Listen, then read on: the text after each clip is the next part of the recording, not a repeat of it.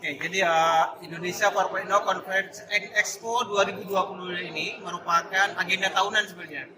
Jadi sudah dilaksanakan selama 4 tahun berturut-turut sejak kita luncurkan Making Indonesia 4.0 di tahun 2018. Jadi tujuan dari event ini sebenarnya kita ingin menunjukkan kepada dunia siapapun gitu bagaimana perkembangan industri 4.0 di Indonesia itu yang pertama. Yang kedua, kita ingin membuat satu ekosistem industri ya yang saling membutuhkan dari berbagai pemangku kepentingan. Kami dari pemerintah, dari industri, asosiasi, termasuk tadi teknologi provider juga berkumpul di sini, termasuk juga industri yang akan menggunakan, sehingga yang diharapkan dengan adanya event ini bisa saling sharing informasi, saling pengetahuan, juga berbagi pengalaman, membagi kerjasama, dan juga networking untuk semua pemangku kepentingan sehingga implementasi industri 4.0 di Indonesia bisa dipercepat gitu ya.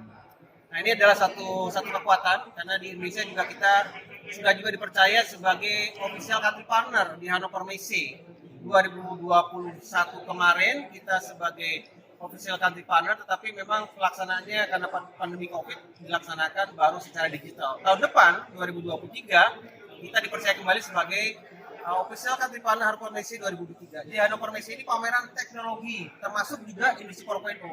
Jadi kami sedang menyiapkan, sedang mengkurasi industri-industri yang akan kita bawa juga nanti ke tahun depan ke Jerman untuk menunjukkan kepada dunia luar bagaimana perkembangan teknologi Indonesia, termasuk sebagai wahana kita juga untuk menarik investasi sebenarnya dari negara-negara dimanapun untuk bahwa Indonesia sudah siap di dalam penerapan industri 4.0. Ini kira-kira message yang kita ingin sampaikan di dalam pelaksanaan Indonesia 4.0 Conference and Expo ini. Kalau yang unsur TKDN gimana Pak? Nah, jadi berkaitan dengan TKDN, jadi pemerintah juga sedang mendorong peningkatan penggunaan produk dalam negeri. Ya. Pemerintah melalui Presiden sudah menyampaikan berkali-kali bahwa kita harus memanfaatkan terutama ya dana-dana dari APBN dan dana berasal dari rakyat ya, APBD, APBN, kemudian juga dari BUMN untuk sepenuhnya dimanfaatkan digunakan untuk produk-produk dalam negeri. Bahkan pemerintah sudah menetapkan ya untuk TKDN di atas 40% itu produk impor sudah tidak boleh lagi masuk gitu ya. Jadi kita sedang mendorong bagaimana produksi dalam negeri kita juga berangsur-angsur meningkat komponen lokalnya. Nah, kita terus mendorong dengan berbagai insentif tadi ya.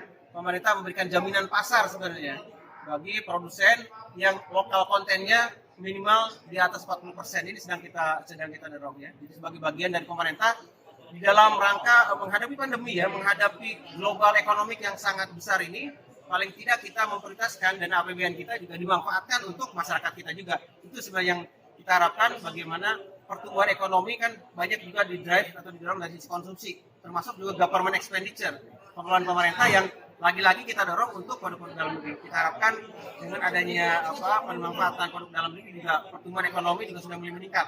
Kita lihat juga dari beberapa bulan terakhir ini ya, termasuk PMI ya, Purchasing Manager Index kita kan sudah meningkat lagi di atas 52 ya di bulan Agustus kemarin. Salah satunya didorong dari adanya program P3DN, peningkatan produksi dalam negeri, penggunaan produksi dalam negeri.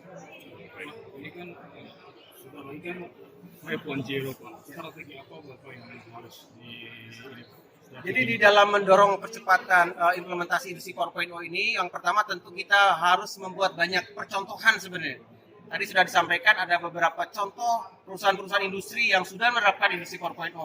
Kita jadikan dia sebagai lighthouse industri, perusahaan model, perusahaan contoh di mana perusahaan lain bisa copy paste kira-kira gitu ya. Bagaimana dia bertransformasi, bagaimana dia menerapkan teknologi, kemudian bagaimana dampak dari penerapan industri 4.0 tersebut terhadap proses bisnis. Itu yang pertama.